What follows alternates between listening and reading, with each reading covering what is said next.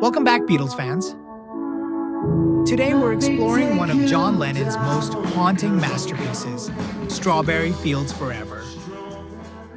Written on a movie set, perfected in Abbey Road, and hailed as one of the greatest recordings of all time, this psychedelic classic has a story full of secrets. How much do you really know about the making of Strawberry Fields Forever? Let's test your knowledge with 30 multiple-choice questions packed with rare trivia and surprising details. Keep track of your score and share it in the comments. Let's see who the true Beatles experts are. Let me take you down, 'cause I'm going. Question 1. Where did John Lennon begin writing Strawberry Fields Forever? A. India. B. Spain. C. Weybridge. D. New York.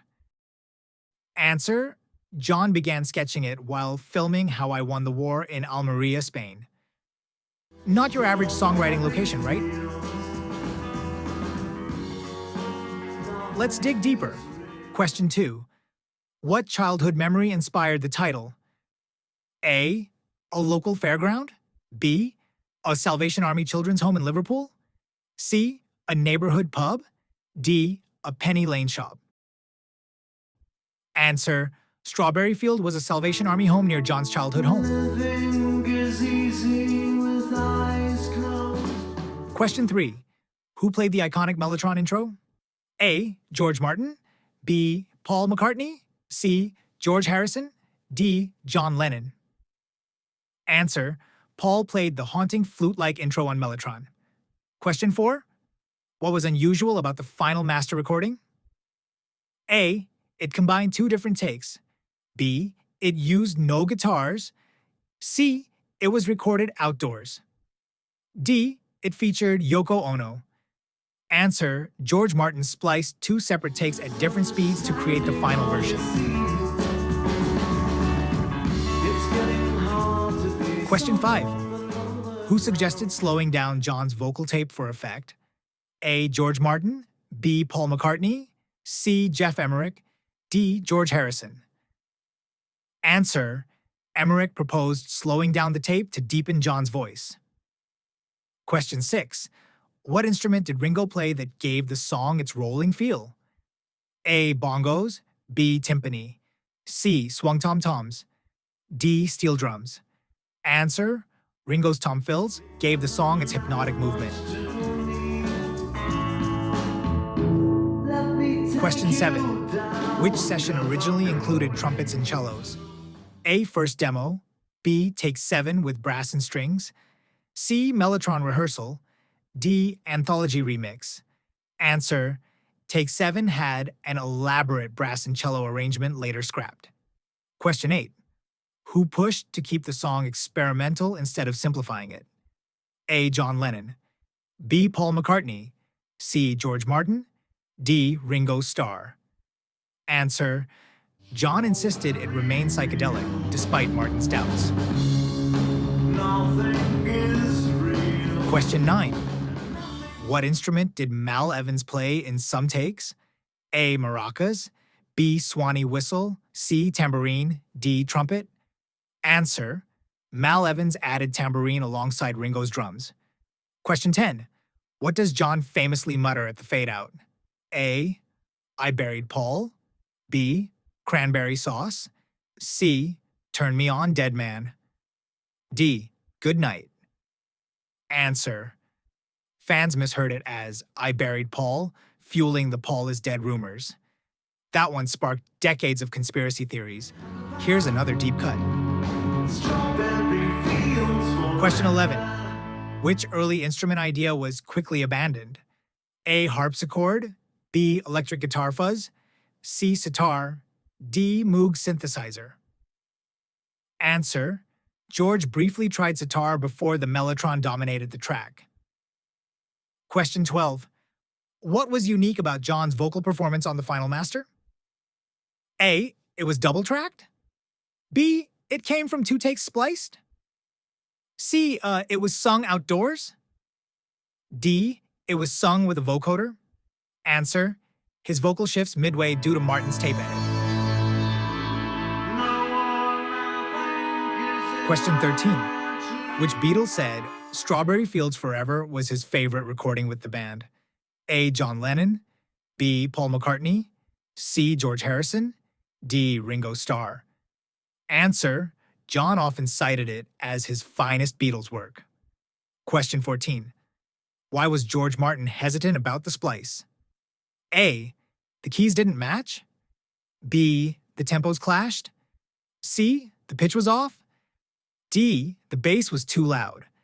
Answer: the two takes were in different keys, solved by altering tape speed. Question 15. Which engineer physically cut and joined the tapes? A. Phil Spector, B. Ken Scott, C. Jeff Emmerich, D. Norman Smith. Answer: Emmerich did the famous razor blade splice on Martin's orders. Question 16. What unusual percussion did George Harrison add? A. Sword mandol, Indian zither, B. Tabla, C. Washboard, D. Triangle. Answer: George played a sword mandol for eerie textures. Question 17. What effect did Emmerich apply to Lennon's vocal to thicken it? A. ADT, automatic double tracking, B. Reverb chamber, C. Backwards echo, D. Leslie speaker. Answer: ADT gave John's voice a surreal doubled effect. Question 18. What was the working title during early sessions? A. It's Not Too Bad, B. Forever Fields, C. Penny Lane, D. Always Strawberry. Answer: John's first demos carried the title It's Not Too Bad. Question 19. Which Beatles single was released with Strawberry Fields Forever as a double A side? A. All You Need Is Love, B. Penny Lane, C. Hello Goodbye, D. Lady Madonna. Answer: it shared release with Paul's Penny Lane. Question 20. Which film included an unused promotional video for Strawberry Fields Forever? A. Magical Mystery Tour, B. Yellow Submarine, C. Help, D. Hard Day's Night. Answer: its promo clip was later tied into Yellow Submarine. Let's move into reception and legacy now. Question 21. How did Melody Maker review the single on release? A. Called it dull, B. Called it a masterpiece, C. Ignored it, D. Criticized it as too weird. Answer: Melody Maker hailed it instantly as groundbreaking. Question 22. Which critic later said it was the best pop song ever written? A. Ian MacDonald, B. Lester Bangs, C. Bob Spitz, D. Philip Norman. Answer: Ian MacDonald ranked it at the top of Beatles' achievements. Question 23. Which famous musician praised its surrealism in a 1967 interview? A. Bob Dylan, B. Brian Wilson, C. Mick Jagger, D. Pete Townshend. Answer: Dylan singled it out for its dreamlike qualities. Question 24. Which Beatles anthology featured John's home demo of the song? A. Anthology 1, B. Anthology 2, C. Anthology 3, D. Past Masters. Answer: Anthology 1 gave fans John's stripped-down version. Question 25. Which 2015 release featured a new stereo mix? A. 1 Plus, B. Love, C. Let It Be, Naked, D. Yellow Submarine soundtrack. Answer: the 1 Plus DVD/Blu-ray included a remixed version. Question 26. What Beatles album was originally intended to include Strawberry Fields Forever? A. Sgt. Pepper, B. Magical Mystery Tour, C. Revolver, D. The White Album. Answer: George Martin admitted regret at not holding it for Sgt. Pepper. Question 27. Who directed the surreal promotional film for the song? A. Peter Goldman, B. Richard Lester, C. Michael Lindsay Hogg, D. Tony Bramwell. Answer: Swedish director Peter Goldman created its dreamy visuals. Question 28. Which visual motif dominated the promo video? A. Swing sets. B. Submarines. C. Indian temples. D. Abbey Road. Answer. The band posed around trees and swings for the surreal clip.